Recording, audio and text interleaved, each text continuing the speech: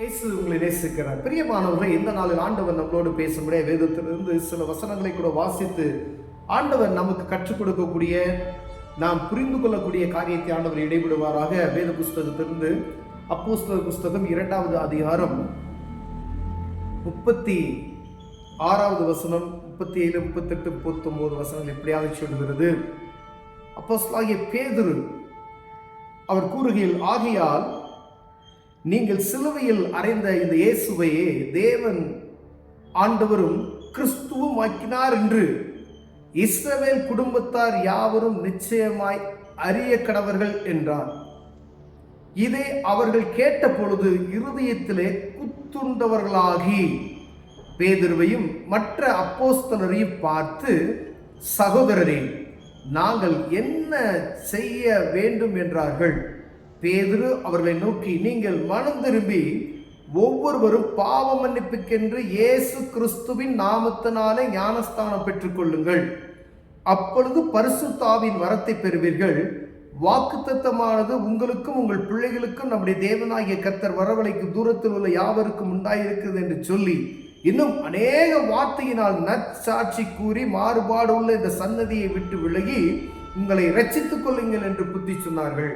பிரியமானவர்களே, 2025 வருடங்களுக்கு முன்பதாய் 12 அப்போஸ்தலர்கள், அந்த அப்போஸ்தலர்கள் பண்ணின பிரசங்கங்களை பாருங்க. மாறுபாடான உள்ள சன்னதிகள் அப்பயே அவங்க பிரசங்கித்திருக்கிறார்கள். யூத ஜனங்களுக்கு, இஸ்ரவேல் ஜனங்களுக்கு, நீங்க இந்த ஆண்டவராகிய இயேசு கிறிஸ்துவை நீங்கள் இன்னும் அறியாதபடி இருக்கிறீர்கள், இன்னும் அறியாதபடி இருக்கிறீர்கள். 2025 வருஷத்திலே அவங்க பிரசங்கிக்கிறாங்க பாருங்க. இந்த இயேசுவை தேவன் ஆண்டவரும் கிறிஸ்துவும் ஆக்கினார் என்று.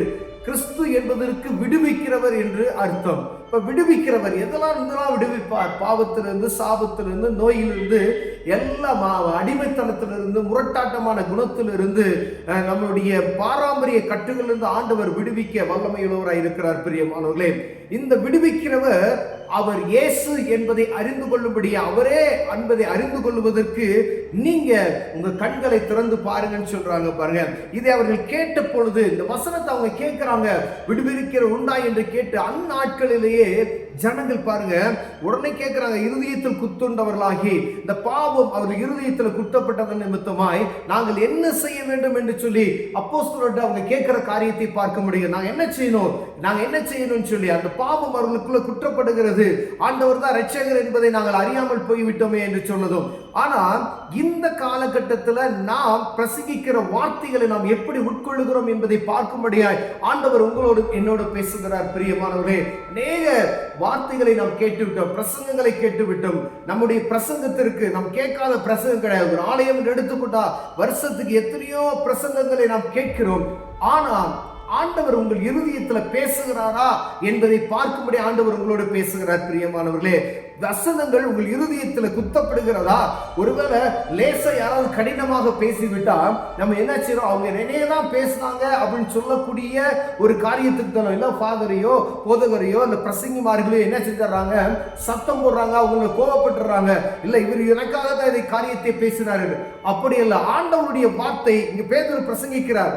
நீங்க இயேசு கிறிஸ்துவை நீங்க மறுதலித்துட்டீங்க, அவர்தான் இரட்சகர், அவர்தான் உங்களை விடுவிக்கிறவர் என்பதை அறிந்து கொள்ளுங்கள் சொன்னதுமே இருதயத்துல அவங்க பொதுவா அந்த தேவ சத்தத்தை கேட்கிறார்கள். குத்துண்டவர்கள் நாங்க என்ன செய்யணும்னு சொல்லி கேட்கிறாங்க. என்ன செய்யணும்னு சொல்லி இயேசு கிறிஸ்துவின் நாமத்தினால ஞானஸ்தானத்தை எடுத்து உங்க பாவத்தை அறிக்கை செய்து விட்டு ஞானஸ்தானம் எடுங்கள் என்று சொல்லப்படுகிறது. பிரியமானவர்களே, பாவத்தை அறிக்கை செய்து விட்டு ஞானஸ்தானம், தினமும் பாவ அறிக்கை பண்ணுகிறோம், அது வேற. வாரம் பாவ அறிக்கை பண்ணுகிறோம், அது வேற. பாவ அறிக்கை பண்ணிவிட்டு பாவத்தை விட்டு அதிலிருந்து விலகி இயேசுவுக்கு சொந்தமுள்ள மனிதர்களை நாம் மாற்றி இருக்கிறோமா? இந்த ஜனங்கள் கேட்டது போல அந்த விசுவாசத்துல நம்ம இருதயத்தில் குத்துண்டவர்களாக இருக்கிறோமா? ஏதோ ஒரு காரியம் தேவனுடைய வார்த்தை உங்களுக்குள் வரும் பொழுது அது இருதயத்தில் பாதிக்கப்படுகிறதா என்று பார்க்கும்படி ஆண்டவர் உங்களோடு என்னோடு பேசுகிறார். பேசுகிறார். பிரியமானவர்களே, ஒருவேளை வசனங்களை கேட்கும் பொழுது, சத்தியத்தை கேட்கும் பொழுது, பிரசங்கத்தை கேட்கும் பொழுது ஏதோ ஒரு வசனம் என்கிட்ட பேசல அப்படின்னு சொன்னா, ஓ ரொம்ப நல்லா பேசினாரு, அவருடைய பிரசங்கம் நல்லா இருந்துச்சு அப்படின்றதுக்காக யாரும் பிரசங்கிக்கிறது கிடையாது. கர்த்தருடைய வார்த்தை ஒவ்வொரு மனிதனுக்குள்ளேயும் உட்புகுந்து சொல்ல வேண்டும். அவருடைய சத்தத்தை எப்படியாவது நீங்க அறிந்து கொள்ள வேண்டும் என்பதற்காகவே எங்கும் சுவிசேஷம் அறிவித்துக் கொண்டிருக்கிறது. பிரியமானவர்களே, 2025 வருடங்களுக்கு முன்பு பேதுரு அப்போஸ்தலர்கள் போய் பிரசங்கிக்கும் பொழுது இந்த வார்த்தைகளை சொல்லுகிறார், ஜனங்கள் குத்துண்டவர்களாய் மனம் திரும்பினார்கள் என்று.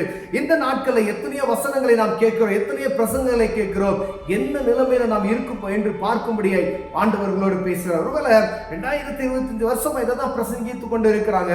ஆனா இயேசு கிறிஸ்து ஒன்னும் வரலையே அப்படின்றது எல்லாருக்குள்ளையும் காணப்படுகிற ஒரு ஏக்கம். ஆனா ஒரு மனிதனும் கெட்டு போகாதபடி நித்திய ஜீவனை பெறும்படிக்கு ஆண்டவருடைய வருகை தாமதித்துக் கொண்டே இருக்கிறது. பிரியமானவர்களே, வேத புத்தகத்தில் சொல்லப்பட்ட சாட்சிகள், வேத புத்தகத்தில் சொல்லப்பட்ட சில அடையாளங்கள்லாம் வாழ்க்கை பூமியில நடந்து கொண்டே இருக்கிறது. 2 வருடங்கமாக யுத்தம் நடந்து கொண்டு இருக்கிறது, 2 வருடமாய் பஞ்சம் நடந்து கொண்டு இருக்கிறது, சாப்பாட்டுக்கு பஞ்சம் வரும் என்று சொல்லப்பட்டது. அமாஸ்ல பார்க்கிறோம், ஜனங்கள் சாப்பாடுக்காக அந்த சாப்பாடை வாங்குவதற்காகவே ஜனங்கள் மரித்து போகிற ஒரு சூழ்நிலை, பயங்கரமான பஞ்சத்துல வாழ்ந்து கொண்டு இருக்கிறோம். பெரிய செல்வமா தான் இருக்கு நாடு, எதுக்கும் குறை இல்லை. ஆனா பஞ்சத்தை வருவிக்கக்கூடிய இந்த நாட்கள் இதெல்லாம் கடைசி காலத்துக்கு என்று நாம் அறிந்து கொள்ளும்படியாய் வேதம் தெளிவாய் நமக்கு கற்றுக் கொடுத்திருக்கிறது. பிரியமானவர்களே, ஒருவேளை இந்த வசனத்தை நாம் கேட்காதபடிக்கு மந்த புத்தியுள்ளவர்களாய் பழைய ஏற்பாட்டின் காலத்துல நோவாவின் காலத்தில் இருந்த ஜனங்களை போல சபைக்கு போனோம், ஜனங்களை பார்த்தோம், ஏதோ நோவா பிரசங்கம் பண்ணார், அதை கேட்டாரு, அதோட அப்படியே போய் சிரிச்சுக்கிட்டு சூப்பர் என்று சொல்லிவிட்டு போவதற்காக அல்ல, மனம் திரும்புங்கள், பரலோக ராஜ்யம் சமீபமாய் இருக்கிறது என்று ஆண்டவர் சொல்கிறார். பிரியமானவர்களே, அதற்காகவே கடைசி காலத்தினுடைய அச்ச அடையாளங்களை ஆண்டவர் சொல்லியிருக்கிறார். அது பூமியில் நடந்து கொண்டு இருக்கிறது.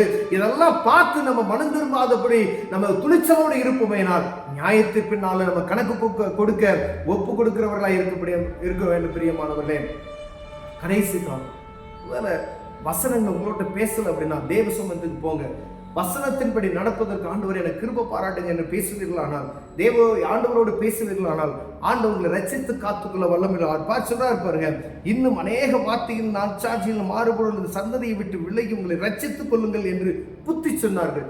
உங்களை நீங்க ரட்சித்துக் கொள்ளுங்க, உங்களை மதம் நீங்க பாதுகாத்துக் கொள்ளுங்க. ஐயா ஏதோ சண்டை இன்னொரு மதத்துக்கு அப்படியெல்லாம் கிடையாது. உங்க பாவ கட்டிலிருந்து உங்களை ரட்சித்து ஆண்டவருடைய வருகைக்கு நீங்கள் உங்களை தாங்களே ரட்சித்துக் கொள்ளுங்கள் என்று சொல்லுகிறார். ஏதோ மத சண்டையோ இனச்சண்டையோ அதற்காக சொல்லவில்லை. ஆண்டவர் பாவத்திலிருந்து விடுதலை பெற்று உங்களை ரட்சித்துக் கொள்ளுங்கள் என்று சொல்லுகிறார். அந்த பாவம் தான் மனிதனை அடிமைப்படுத்தி வைத்திருக்கிறது. இந்த பாவத்திலிருந்து ஒரு விடுதலை வேண்டாம், இயேசு கிறிஸ்து என்ற நாமம் மாத்திரமே விடுவிக்க முடியும் என்பதை நீங்கள் அறிந்து கொள்ளணும். இயேசுவின் நாமத்தில் நீங்கள் கேட்கிறார்கள், இந்த பாவத்திலிருந்து ஆண்டவர் விடுதலை தருவார், உங்களை ரட்சிப்புகளை நடத்துவார். கண்களை முழுவதும் ஜெபம் செய்வோம். அன்பின் தகப்பனே, இந்த பாவ கட்டுகளிலிருந்து விடுவித்து ரட்சித்துக் கொள்ளுங்க ஆண்டவரே. இந்த வசனங்களை எங்களோடு பேசட்டும் ஆண்டவரே. அப்பா, குத்துண்டவர்களாய் நாங்கள் எந்த பாவத்தில் விழுந்திருக்கிறோம் என்பதை வசனத்தை வாசிக்கும் பொழுது எங்களுக்கு கற்றுக் கொடுங்க.